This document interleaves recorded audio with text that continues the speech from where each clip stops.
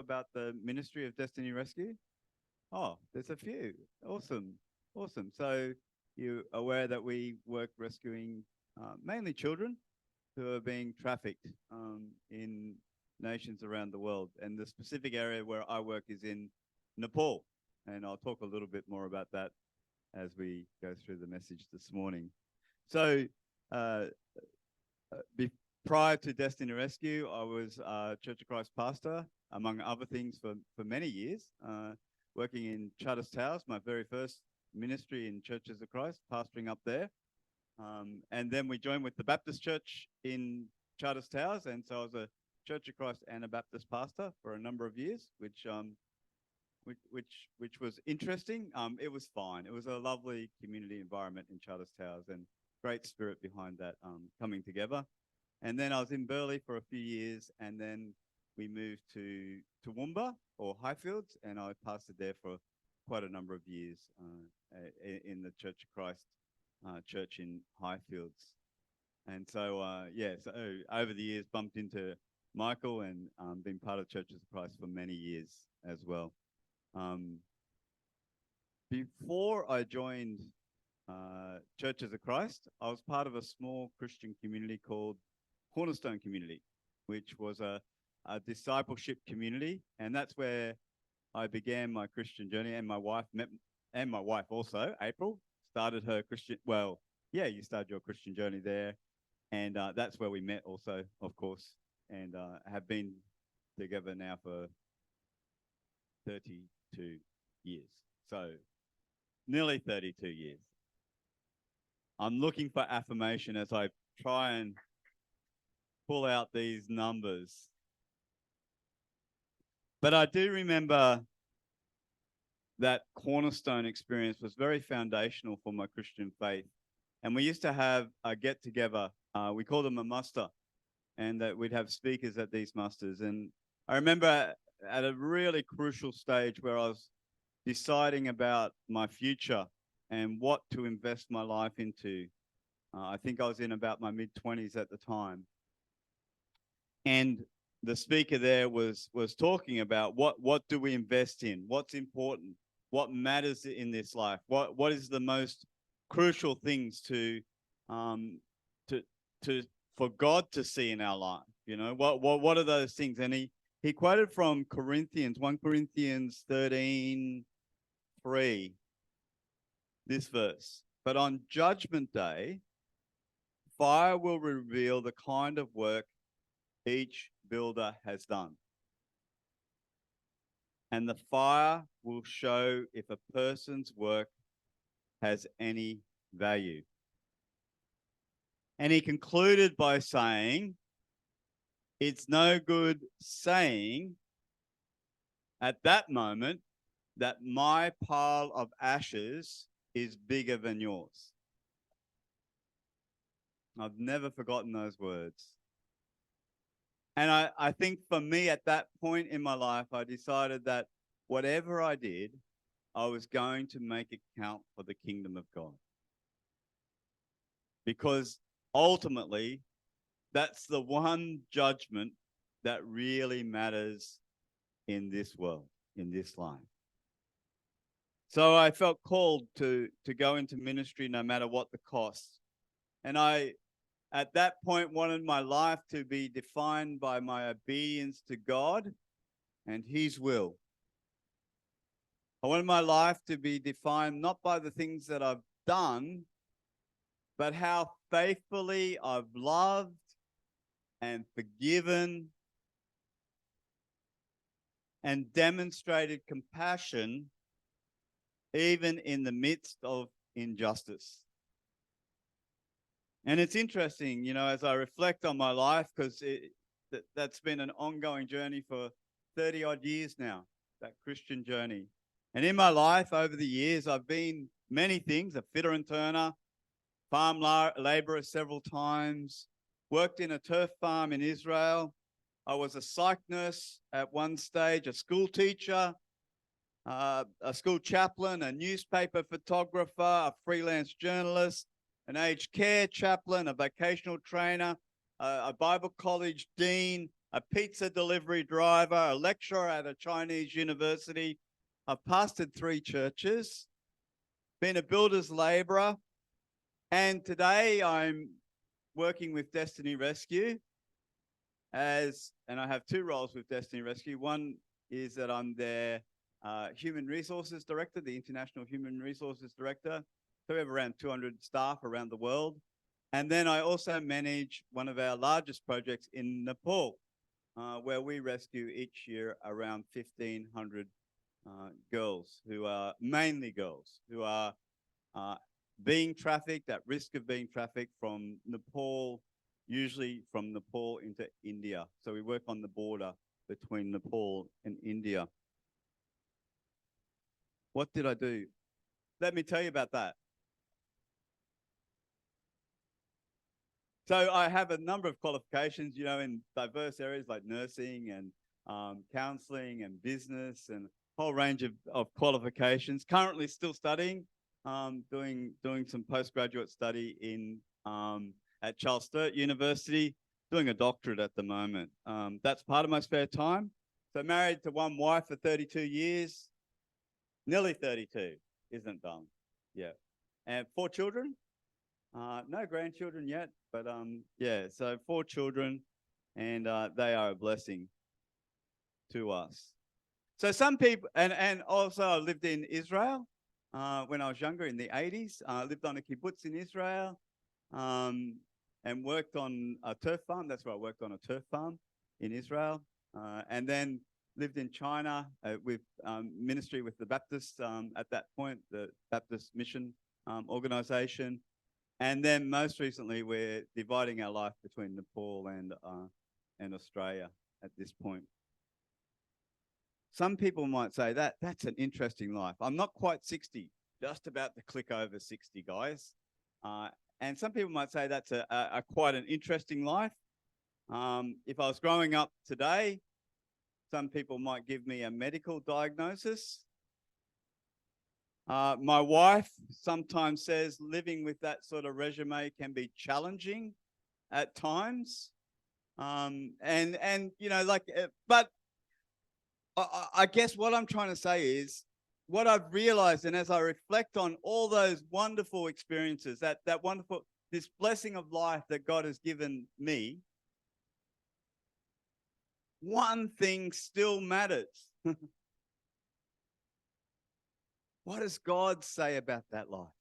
Because none of those things matter, do they? Those qualifications or experiences. What matters in God's economy is how I've loved, how I've forgiven, how I've demonstrated compassion, how I've made him number one in my life.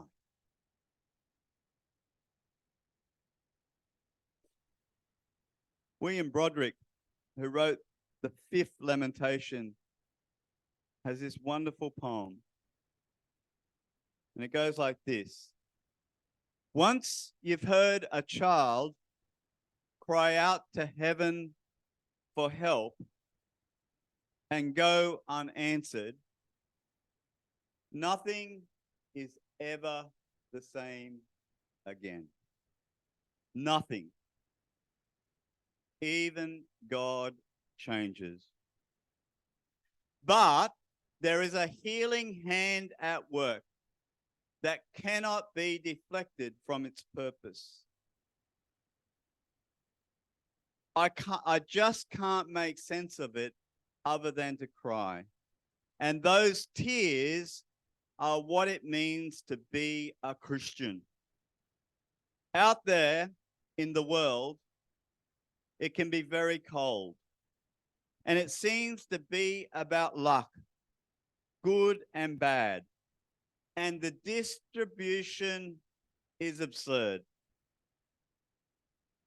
We have to be candles, burning between hope and despair, faith and doubt, life and death, all the opposites.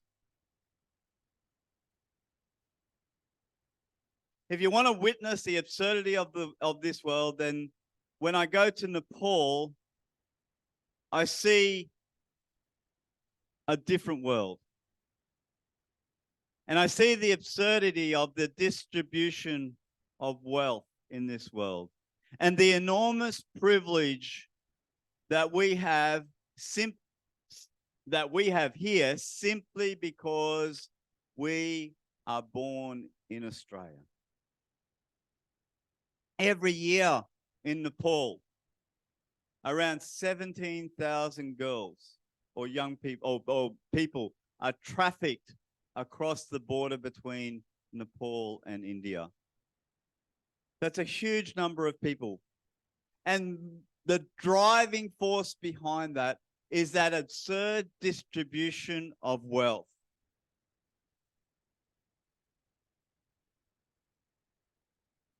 I was asked a little while ago about why did I join Destiny Rescue? And it comes to that realization that as someone who benefits from the great privilege that I have, that I was born in Australia, to parents who cared for me and loved me, and who raised me with an understanding of what the gospel was about,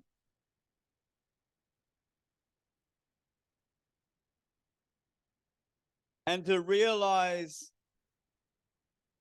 how we in our world can treat children, or people in our world can treat children,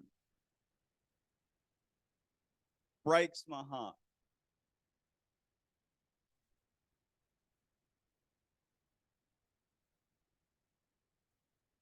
And I feel called to do something about seeking justice. There's something in the gospel there that talks about being light, doesn't it? To be light in this place. But in that poem I read also is a challenge for us as well, because it's asking us to see life from someone else's perspective. To have the self-realization that there is something that I can do, that each of us can do, that can contribute and allow us to love people truthfully. You know, it's interesting, isn't it, about being human? Hugh Mackay, you know, I don't know if you know the name, but he's a popular social commentator in Australia. And his latest book, I think the title was Kindness, but he talks about how one of the unique characteristics of being human is that we can choose not to repay unkindness we can choose not to repay unkindness like for like. So each one of us is actually given a choice, because we all undergo injustice, don't we? We all experience when someone does wrong by us. But we have a choice as human beings in how we respond. We can choose, instead of paying back hate for hate, to pay back hate with love. Now, Hugh Mackay has just discovered that just most recently, but I think its roots go back way further to a truth that we understand in the gospel, of course. But it's interesting, isn't it?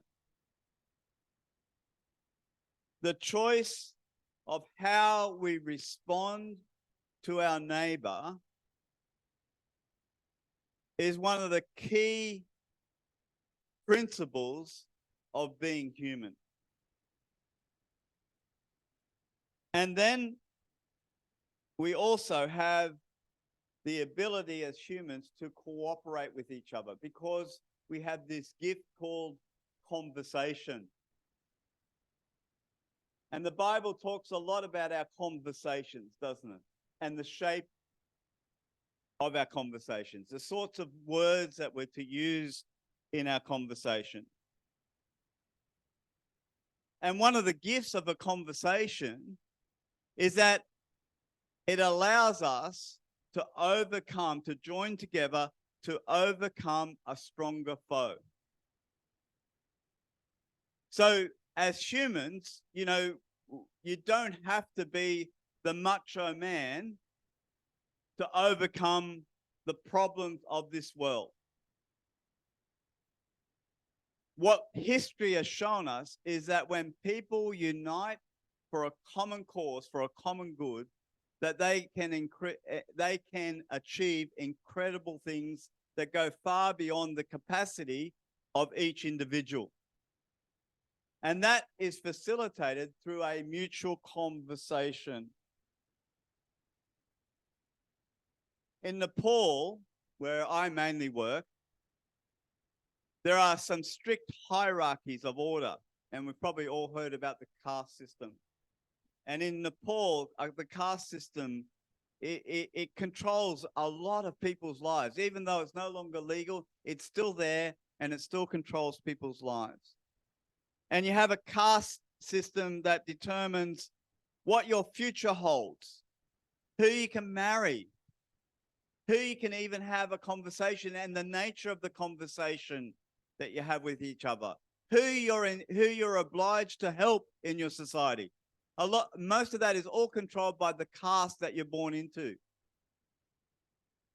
But then as Christians, there's this radical message that we're all one in Christ, isn't it? It shifts all that. That's a beautiful message that we bring to people who are locked into slavery.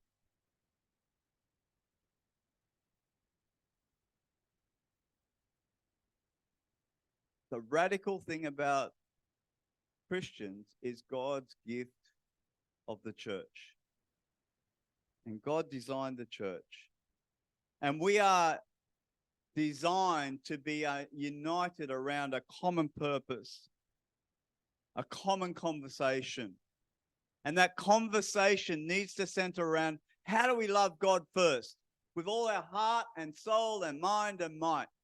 And then secondly, the evidence of that truth will be in how we have loved our neighbor as ourselves.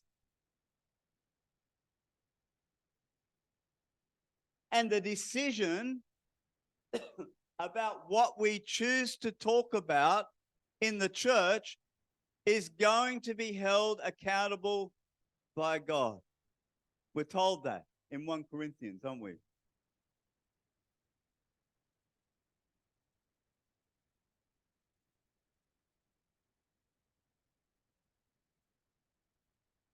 The essential nature of loving God truthfully never changes.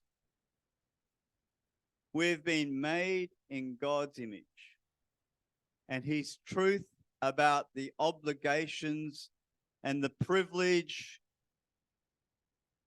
and the wonder and the responsibility of being made in God's image remains true for us today. The truth of love doesn't change. Here's some principles. We are to love our enemies. Not just our friends, not just those who are nice to us. As Hugh McKay talks about, you know, it's not just how we respond when people are nice to us. It's about when people aren't nice to us. We're to love our enemies. We are to persevere in love. We are to persevere in love. 32 years, I'm sure there are some people who've got more kilometers on the clock than what April and I have. But we're to persevere. It's not always, it's always wonderful, but not always easy. Got to be very careful when my wife's actually in the church when I'm preaching. We're to persevere in love. We stick at it. And by sticking at it, we demonstrate the very essence of love's character. It's true for the church, isn't it? By sticking at it, we demonstrate the essence of what Christ desires for his bride. We are to be faithful in our love. So not chasing around after other loves, getting lost in all the things that there are to love in this world. And especially in our country, there's just so many things to distract us, aren't there? But we're to remain focused in our love. And then we will be known by our love. We will be known by our love. Again, this is so important. In the community that God has designed for us to live in, which is the church, this is it. We are to demonstrate love. We are to witness love. The Hebrew word for love is ahava, which is primarily an action word. So it's about an action.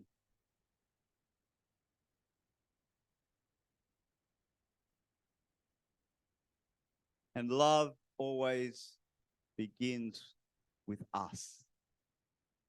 It's not an expectation for someone else to love us first. It's an expectation that comes from us to respond. I love this part of that poem from William Broderick. We have to be candles. We have to be candles, light, burning between hope and despair, faith and doubt, life and death, all the opposites. There's a story about a priest in the Middle Ages, and one Sunday morning, he announced to his church that next week I'm going to preach the greatest ever sermon on God's love for you. And that got the village excited, the church excited, and they told everyone in the village. It was in a time where people would talk about what the local priest or local minister would say. And so all week, the village is going, I wonder what he's going to say about God's love. And so the following Sunday, the church was packed with people because they wanted to hear this message about what is God's love. And so they went through the service until finally it came to the point where the minister was meant to deliver his sermon. But instead, when it came to that time of walking up to his pulpit, instead of that, he walked down and he picked up a lighted candle. And then he went over to where there was an image of Jesus on the cross. And he held up the candle so the light shone on where the crown of thorns had pierced the head of Jesus, the forehead of Jesus, where the blood was coming down. And then he moved the candle down slowly.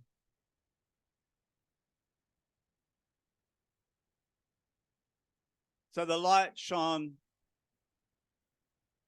where the nails had pierced the hands of Jesus.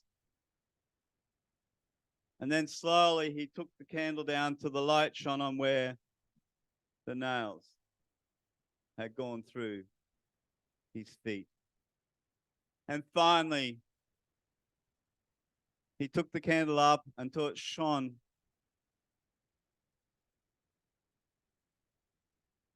on where the spear had pierced the side of Jesus. And then he turned back to his congregation. And he had the tears streaming down his face. And he said, that my beloved people, is my sermon on God's love for you.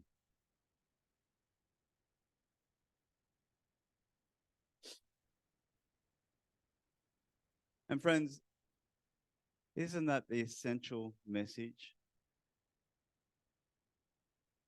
of what it is to be Christ in our world today? It's not a message of repaying like for like, is it?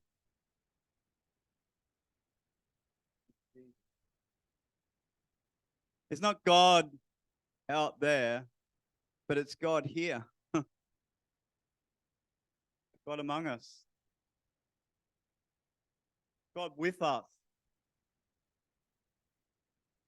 not remote and removed, but Christ alive in each one of us. And every part of his being is crying out today, I love you. I love you.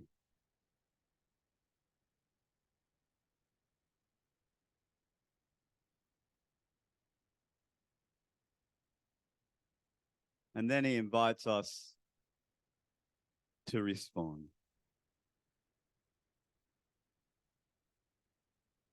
There's an invitation this morning, friends, to look out beyond our world of privilege.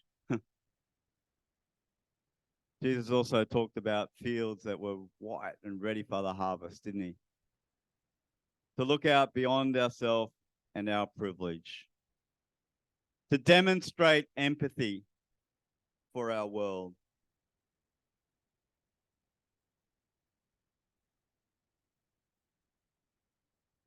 We must never forget in our world, but there is a healing hand at work that cannot be deflected from its purpose. And I can't make sense of it other than to cry. And these tears are part of what it is to be a monk, to be a Christian, to be Christ in this world. God's healing hand is at work. May his will be done. May our tears be guided by our understanding how his healing needs to work. And may his loving word bring light to our world today.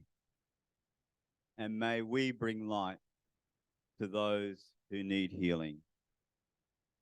Amen.